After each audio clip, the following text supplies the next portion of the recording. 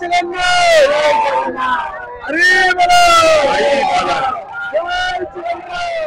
বন্ধুরা, ভারতবর্ষে পুরী, রামেশ্বরম, বদ্রীনাথ এবং দ্বারকা এই 4টি ধাম আছে। আজ আমি এই 4 ধামের মধ্যে চলে এসেছি পুরী ধামে, শ্রী জগন্নাথ দেব মন্দিরে। দেখাবো এই মন্দিরের 4টি দ্বার: সিংহদ্বার, ব্যাঘ্রদ্বার, হস্তিদ্বার, অশ্বদ্বার। প্রাচীনকাল থেকেই এই 4টি দ্বার মন্দিরের স্থাপত্য ও বিভিন্ন আচার অনুষ্ঠানের অংশ হয়ে আসছে। এক একটি দ্বার এক এক দিকে অবস্থিত। এই 4টি দ্বার 4টি প্রতীকের সাথে যুক্ত। এটি সিংহদ্বার। শ্রী জগন্নাথ দেবের মন্দিরের এটি প্রধান দ্বার। আমি এখন চলেছি মন্দিরের পশ্চিম দ্বারের দিকে। এদিকে তীর্থযাত্রীদের জন্য বিভিন্ন সুযোগ সুবিধা আছে। তীর্থযাত্রীদের জন্য এদিকে আছে নিঃশুল্ক লকার, পুরুষ মহিলাদের জন্য পৃথক শৌচালয়, পানীয় জলের ব্যবস্থা।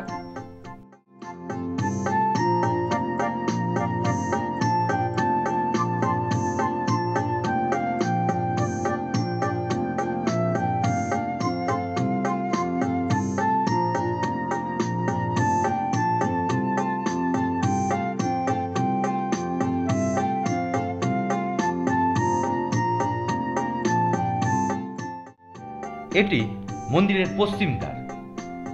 দ্বারটি ব্যাঘ্রদ্বার নামে পরিচিত। এই দ্বার দিয়ে প্রবেশ করলে নীতিগত মূল্যবোধ বজায় থাকে বলে মনে করা হয়।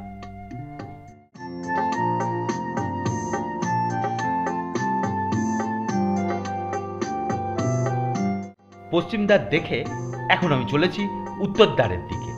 এদিকেও আছে নিঃশুল্ক লকার, শৌচালয়, পানীয় জলের ব্যবস্থা।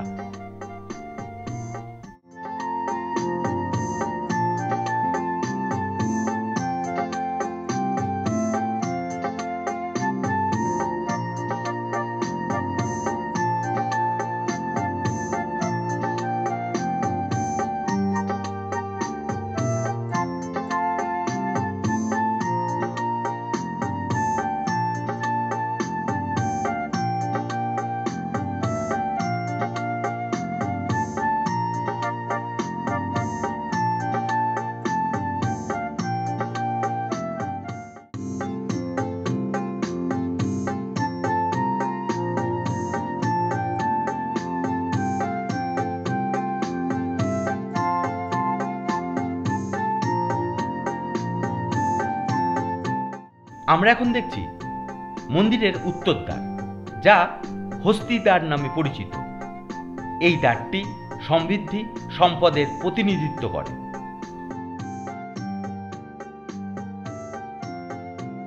মন্দিরের উত্তর দিকের হস্তিদ্বার দেখে চলে এসেছি দক্ষিণ দ্বারে।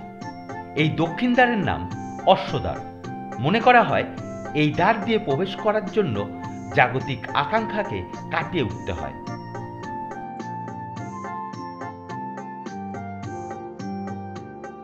পুরীধামের শ্রী জগন্নাথ মন্দিরের 4টি গেটই আমরা দেখলাম। এবার দেখে নিই সন্ধ্যার সময় মন্দির ও চারপাশের মনোরম দৃশ্য। মন্দিরের 4টি দ্বার দেখতে দেখতে চলে আসলাম পূর্ব দিকের গেটের সামনে।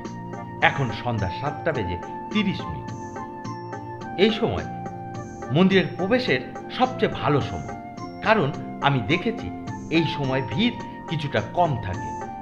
রাতের আলোতে শ্রী জগন্নাথ দেবের মন্দিরের সিংহদ্বারটিকে দেখতে অসাধারণ লাগছে। সিংহদ্বারের সামনেই আছে অরুণ স্তম্ভ। এটি সূর্যস্তম্ভ নামেও পরিচিত। ঐতিহাসিকদের মতে গঙ্গরাজ রাজবংশের রাজা নৃসিংহদেব 1250 সালে কোণার্ক মন্দির নির্মাণের সময় সূর্যস্তম্ভটি নির্মাণ করেছিলেন। পরে রাজা দিব্যসিংহ দেবের আমলে শ্রী জগন্নাথ মন্দিরের সিংহদ্বারের সামনে অরুণ স্তম্ভটি স্থাপিত হয়। সেই সময় থেকে আজও সূর্যস্তম্ভটিকে ভক্তরা পুজো করে আসছে। মন্দির দেখতে থাকলে সময় যে কিভাবে কেটে যায় তা কিছুই বোঝা যায় না।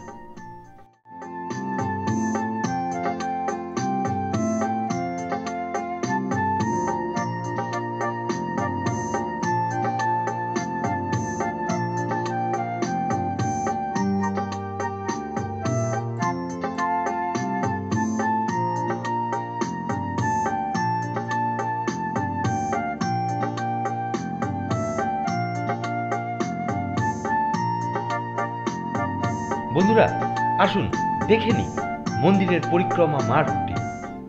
পথটি সুন্দরভাবে সাজানো হয়েছে, যা মন্দিরটিকে একটি আধুনিক তীর্থস্থান হিসাবে গড়ে তুলেছে।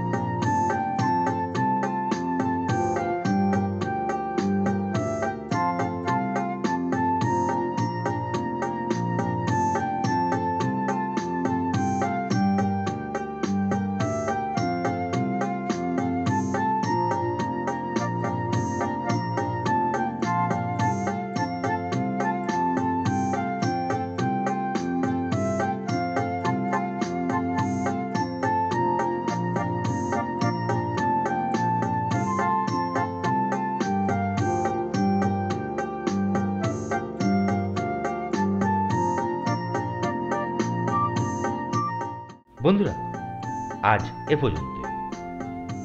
আগামীতে থাকছে পুরী ভ্রমণের আরও বিভিন্ন তথ্য।